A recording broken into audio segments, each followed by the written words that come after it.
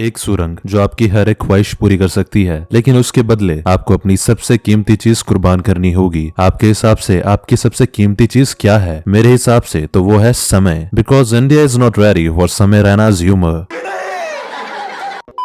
Sorry, ये वाला समय नहीं, यह तो खतरनाक ही आइटम है, पर मैं बात कर रहा हूँ वक्त की। Time is the most precious thing because it never comes back. Time travel के कॉन्सेप्ट पे बनी स्टोरीज मुझे हमेशा से ही अट्रैक्ट करती आई हैं, जैसे इरेज्ड। क्या जबरदस्त एनिमे थी ना वो। और आज की स्टोरी भी एक यूनिक टाइम ट्रेवल कॉन्सेप्ट पर बेस्ड है। The tunnel to summer, the exit of goodbyes 2020 में रिलीज हुई एक एनिमे मूवी है, जिसे जापानीज में नात्सुए नो टनल सायोनारा नो देगुची के नाम से जाना जाता है। IMDb ने इसे 7 स्टार्स दिए हैं, माय एनिमलिस्ट ने इसे 7.9 स्टार्स दिए हैं और रॉटन टोमेटोस पर इसका ऑडियंस स्कोर है 98%। तो हम भी वक्त की कीमत को समझते हुए जल्दी से घुसते हैं इस मायावी सुरंग में और आज की एक्सप्लेनेशन का शुभारंभ करते हैं।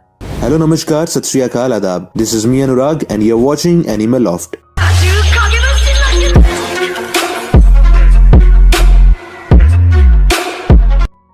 कहानी की शुरुआत में हम अपने मेन कैरेक्टर कौरू को बारिश में स्टेशन से गुजरते हुए देखते हैं। तभी कौरू की नजर एक अनजान लड़की पर पड़ती है जो अपनी ट्रेन का इंतजार कर रही होती है। कौरू उस लड़की से पूछता है, मैंने तुम्हें इस एरिया में पहले कभी नहीं देखा, क्या तुम यहाँ नहीं आई हो? लेकिन वो लड़की कौरू की बात का कोई जवाब नहीं देती। इतने में स्टेशन पर एक अनाउंसमेंट होती है कि ट्रेन आधा घंटा लेट आएगी। कौरू नोटिस करता है कि वो लड़की पूरी तरह भीग चुकी है, इसलिए वो अपना छाता उसे ऑफर करता है, लेकिन लड़की छाता लेने से साफ मना कर देती है और कौरू से पूछती है, क्या तुम ये मुझे इम्प्रेस करने के लिए कर रहे हो? ये सुनकर कौरू कहता है, मेरा घर पास में ही है और मैं बिना छाते के चला जाऊंगा, पर अगर तुम भीगने की वजह से बीमार पड़ गई तो तुम्हारे घर वाले परेशान होंगे। इस पर वो लड़की जवाब देती है, तुम्हारे पेरेंट्स भी तो परेशान होंगे। कौरू कहता है, नहीं, मेरे पेरेंट्स मेरे लिए परेशान नहीं होते। ये सुनकर वो लड़की भी बोलती है, मेरे पेरेंट्स भी मेरे लिए परेशान नहीं होते। कुछ समय बाद वो लड़की कौरू का छाता ले लेती है और दोनों अपने फोन नंबर्स एक्सचेंज करते हैं ताकि बाद में वो लड़की कौरू को छाता वापस कर सके। यहाँ से हमें पता चलता है कि उस लड़की का नाम आंजू है। अगले दिन हम देखते हैं कि कौरू की क्लास में एक नई ट्रांसफर स्टूडेंट आई है और वो लड़की और कोई नहीं बल्कि आंजू ही है। आंजू कौरू के पास आके कहती है, तुम मुझसे कांटेक्ट करने की कोशिश मत करना, मैं तुम्हारा छाता कल लौटा दूंगी। क्लास खत्म होते ही हम देखते हैं कि आंजू एक बुक पढ़ रही होती है और क्लास में किसी को भी भाव नहीं देती। ये देखकर क्लास की एक लड़की आंजू के पास आती है और कहती है, तुम खुद को क्या कोई राजकुमारी समझती हो? और उसकी किताब नीचे गिरा देती है। ये देखकर आंजू को गुस्सा आ जाता है और वो उस लड़की को जोर से पंच मारती है, जिससे उसकी नाक से खून निकल आता है। अगले सीन में हम कौरू को देखते हैं जो अपने घर में एक छोटी लड़की के लिए प्रार्थना कर रहा होता है। ये लड़की कौरू की छोटी बहन थी जिसका नाम कारीन था, जो एक हादसे में गुजर चुकी थी। तभी घर के निचले फ्लोर से कुछ आवाजें आती है। कौरू नीचे जाता है और देखता है कि उसके पापा शराब के नशे में चिल्ला रहे होते हैं। वो कौरू को कहते हैं कि कारीन के बदले तुझे मर जाना चाहिए था, ये सब तेरी गलती है कि मेरी बेटी चली गई और तेरी माँ ने भी मुझे छोड़ दिया। ये सब सुनकर कौरू घर से भाग जाता है। भागते भागते कौरू एक ट्रेन ट्रैक के पास पहुंचता है जहां सामने तेजी से एक ट्रेन आ रही होती है। कौरू साइड में जंप कर लेता है और गिरते गिरते एक सुरंग के पास जा पहुंचता है। कौरू सुरंग के अंदर कुछ चमकता हुआ देखता है और क्यूरियस होके अंदर चला जाता है। अंदर का नजारा उसे हिलाकर रख देता है, क्योंकि अंदर एक अजीब सी रोशनी में ढेर सारे चमकीले पेड़ थे जो पूरी सुरंग को रोशन कर रहे होते हैं। सुरंग के अंदर कौरू को एक छोटी सैंडल मिलती है जिस पर कारीन का नाम लिखा होता है। वही कारीन जो कौरू की छोटी बहन थी और एक हादसे में गुजर चुकी थी। ये देखते ही कौरू हैरान हो जाता है और अपनी बहन का नाम पुकारते हुए सुरंग के और अंदर भागने लगता है। तभी एक तोता उसके पास आता है और गाना गाने लगता है। कौरू तुरंत पहचान जाता है कि ये उसका पेट तोता है जो सालों पहले ही मर चुका था। घबराया हुआ कौरू अपने साथ सैंडल और उस तोते को लेकर सुरंग से बाहर आ जाता है। कौरू जब घर आता है तो उसके पापा उसे गले लगा लेते हैं और कहते हैं, तुम एक हफ्ते से कहाँ गायब थे? कौरू हैरान हो जाता है और अपना फोन चेक करता है और देखता है कि सच में एक हफ्ता बीत चुका है, पर ये कैसे हो सकता है? वो तो सुरंग के अंदर सिर्फ कुछ घंटे ही था। यहाँ कौरू को समझ आता है कि सुरंग के अंदर समय बिल्कुल अलग तरीके से चलता है। अगले दिन कौरू क्लास में बैठा होता है। तभी आंजू उसके पास आके कहती है, मैं तुम्हारा छाता कल लौटा दूंगी। शायद आंजू पहले भी छाता लेकर स्कूल आई होगी, पर जैसा कि हमें पता है कौरू एक हफ्ते से स्कूल नहीं आया था, इसलिए वो छाता वापस नहीं लौटा पाई। क्लास के बाद कौरू एक बार फिर से सुरंग के अंदर जाता है और अपनी छोटी बहन कारीन का नाम पुकारते हुए अंदर की तरफ भागने लगता है, लेकिन पीछे मुड़कर देखता है कि आंजू भी उसके पीछे पीछे सुरंग के अंदर आ चुकी होती है। कारू आंजू को पकड़कर सुरंग के बाहर ले आता है और उसे सुरंग के बारे में सब कुछ बता देता है। आंजू कहती है, हम सिर्फ 5 सेकंड के लिए सुरंग के अंदर गए थे, लेकिन बाहर तो 5 घंटे गुजर चुके हैं। यानी कि ये सुरंग तुम्हारी कोई भी इच्छा पूरी कर सकती है, पर उसके बदले तुम्हें अपने आज के समय की कुर्बानी देनी होगी। But also it is like you are travelling in a time but you can't come back and live that time again. आंजू कोरो को ऑफर करती है कि अगर हम दोनों साथ मिलकर काम करें तो हम दोनों अपनी अपनी इच्छाएं पूरी कर सकते हैं। कोरो ये ऑफर मान लेता है और दोनों मिलकर सुरंग के बारे में ज्यादा इंफॉर्मेशन कलेक्ट करने लगते हैं। अगले दिन दोनों क्लास के बाद सुरंग के पास पहुंचते हैं, ये समझने के लिए कि सुरंग के अंदर और बाहर के समय का गैप कितना है। आंजू कोरो को कॉल ऑन रखकर सुरंग के अंदर जाने के लिए कहती है। कोरो आगे बढ़ता है और कुछ ही दूर जाने के बाद कॉल डिस्कनेक्ट हो जाती है। कोरो तेजी से सुरंग से बाहर आता है, जहाँ उसे आंजू बताती है कि कॉल डिस्कनेक्ट हुए पूरे 65 मिनट्स हो चुके हैं। आंजू कोरो से पूछती है, कॉल कहाँ डिस्कनेक्ट हुई थी? कोरो जवाब देता है कि जब मैंने सुरंग के अंदर एक पिलर को क्रॉस किया था तब, यानी कि सुरंग में दूसरा डायमेंशन उस पिलर के बाद शुरू होता है। अगले दिन भी दोनों काफी देर तक सुरंग के बारे में रिसर्च करते हैं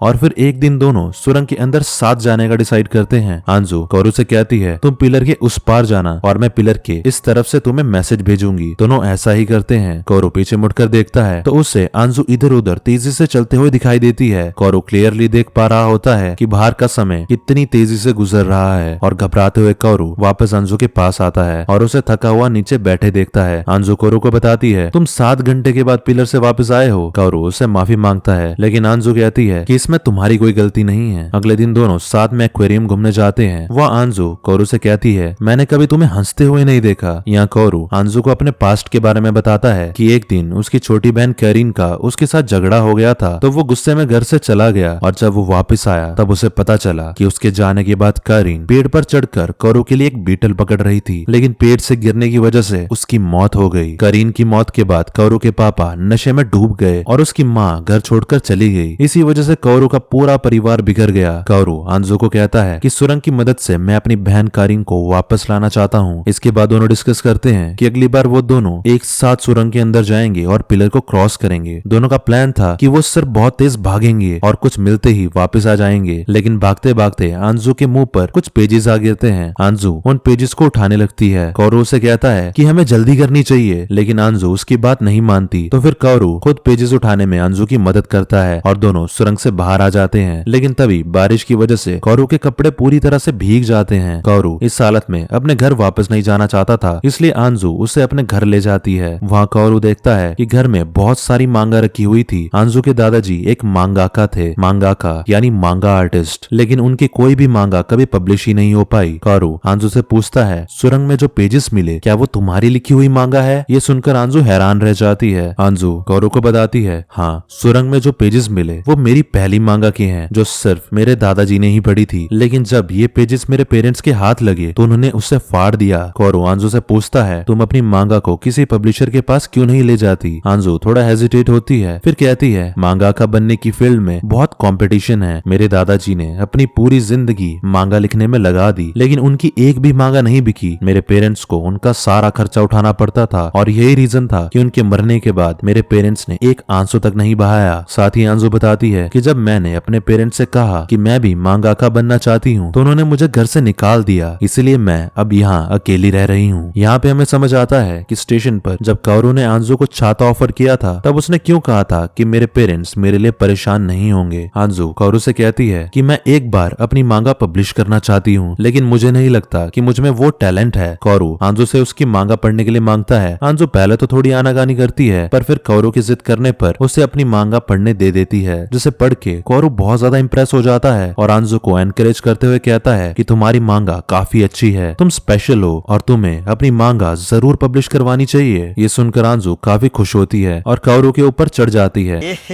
रहा नहीं जाता, तड़प ही ऐसी है ना।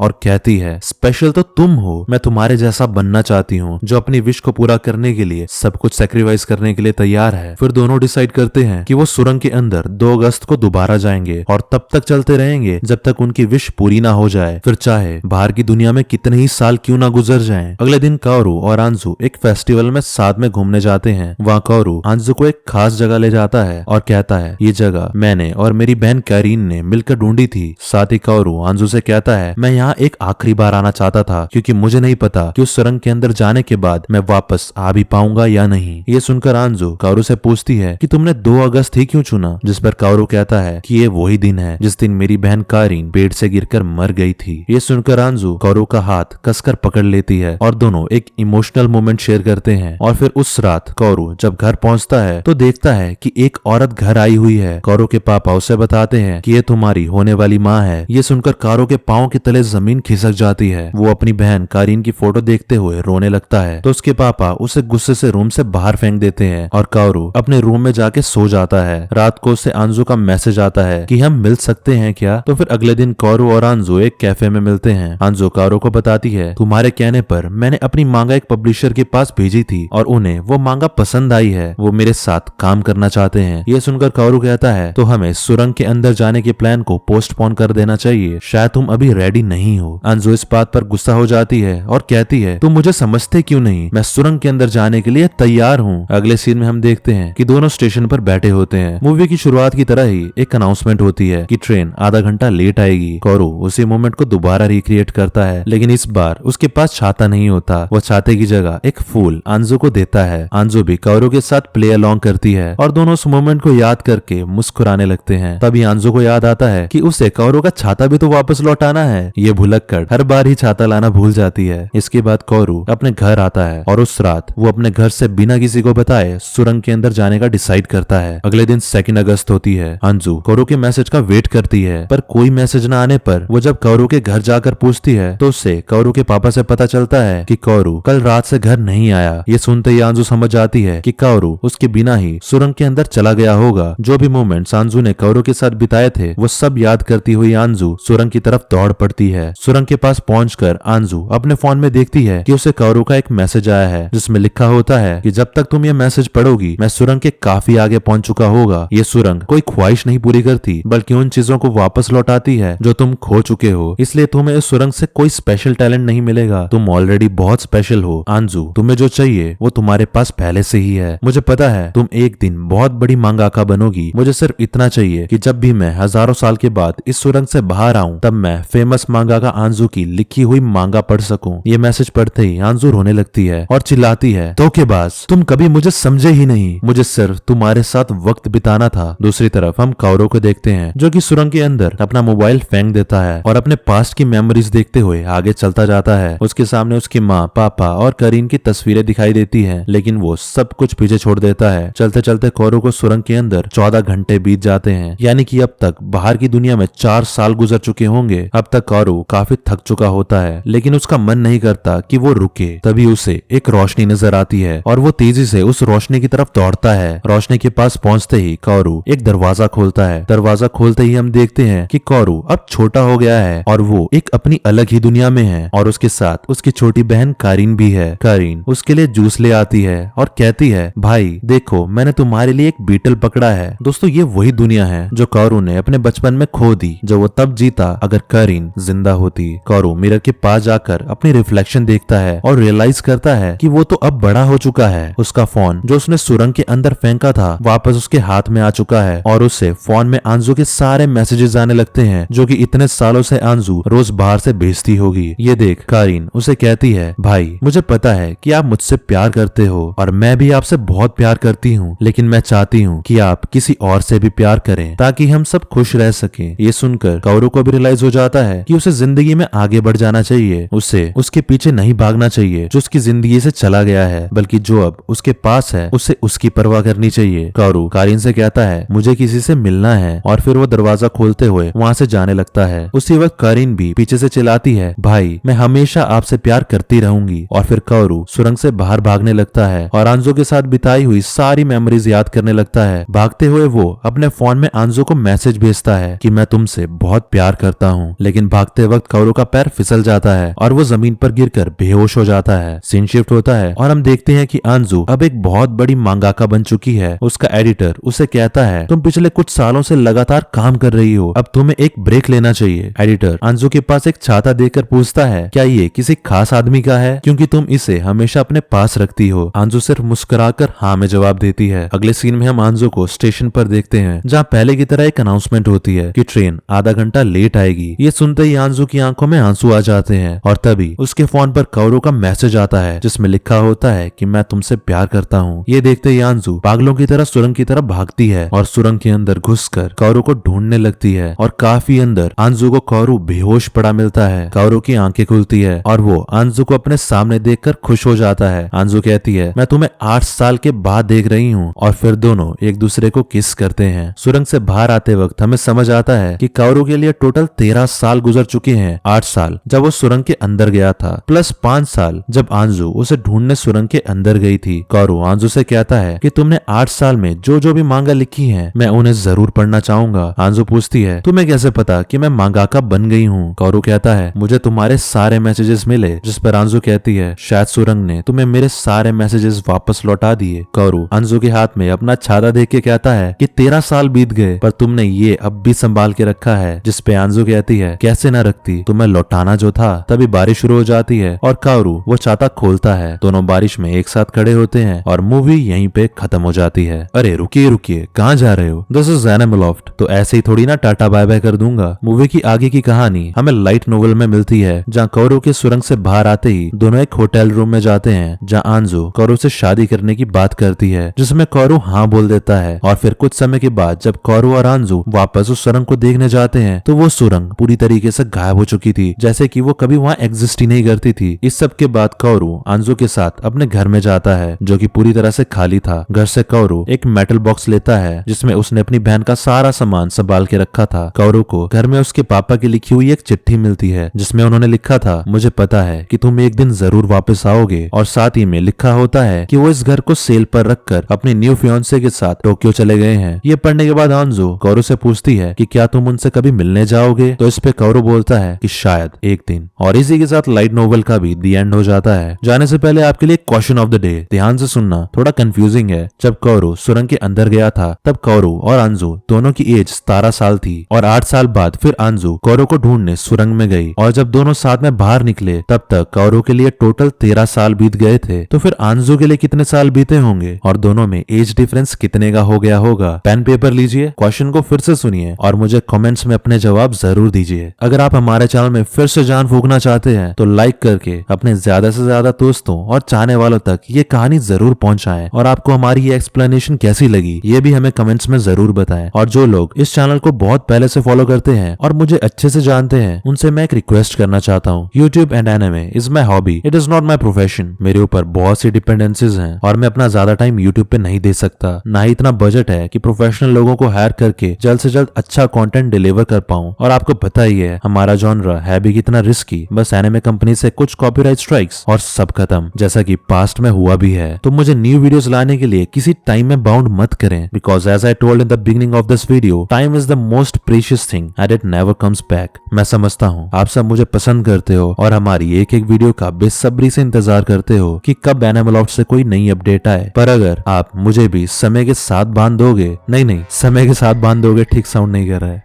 टेक 2, अगर आप भी मुझे वक्त के साथ बांध दोगे तो मैं ना खुद अच्छे से अपनी personal and professional life manage कर पाऊंगा, ना ही आप सभी को अच्छे से कुछ भी कंटेंट डिलीवर कर पाऊंगा। So I don't want to give any false commitments. If I can't run then it is better to keep crawling than to quit. मिलते हैं फिर से एक ऐसी इंटरेस्टिंग एनिमे की एक्सप्लेनेशन लेके। हर हर महादेव।